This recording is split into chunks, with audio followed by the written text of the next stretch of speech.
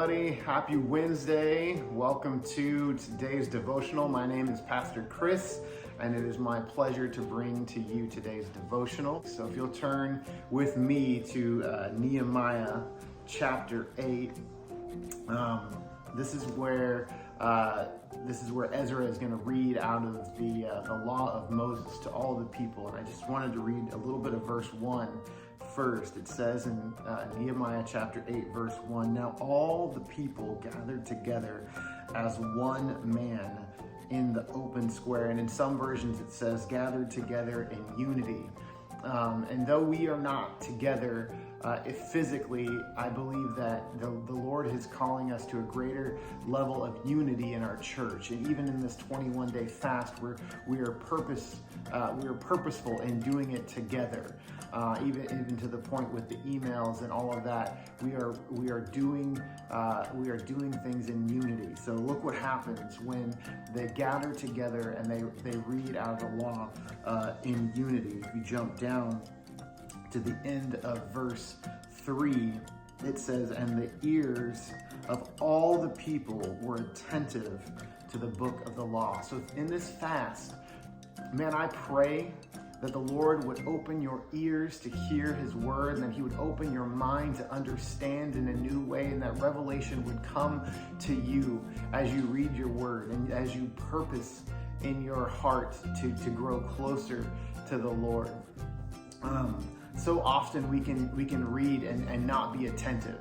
We can listen but not hear, and not listen to understand. So I pray that through this time in our fast, when you devote yourself to meeting with the Lord, that you would be attentive to his word, that you would be attentive to his voice, and that through that you would hear his voice, and that you would grow deeper in your relationship to him, and that he would reveal to you the things he has planned for you, that his perfect will for you would be revealed in these moments. And then if we continue on down in verse 9 of chapter 8, it says, "And Nehemiah, who was the governor, and Ezra, the priest and the scribe, and the Levites who taught the people, said to all the people, 'This day is holy to the Lord your God. Do not mourn nor weep.' For all the people wept when they heard the words of the law."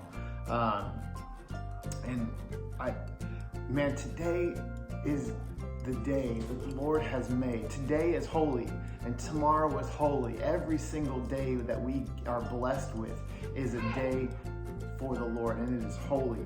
And so it is not for us to weep and mourn. I believe that as they listened to the law of Moses being read, maybe there was some conviction happening. Maybe they're like, "Oh man, we are so far off. We are so wrong." And they began to feel convicted, and they began to maybe turn inward and feel shame, and to feel all those different things that we are so natural. But the instruction from the Lord is, no, this is the day of the Lord.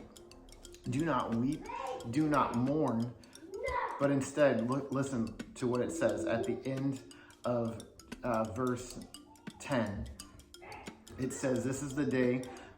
This day is holy to the Lord. Do not sorrow, for the joy of the Lord is your strength." The joy of the Lord is your strength. As you read and you get understanding, as you're attentive to his voice, and you hear, maybe there might be some conviction that comes.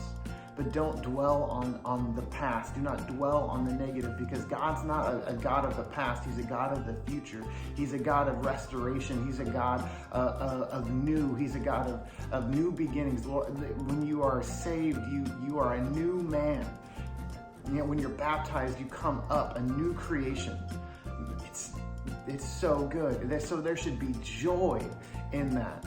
And so I just challenge you to continue and to know and have confidence in his mercy.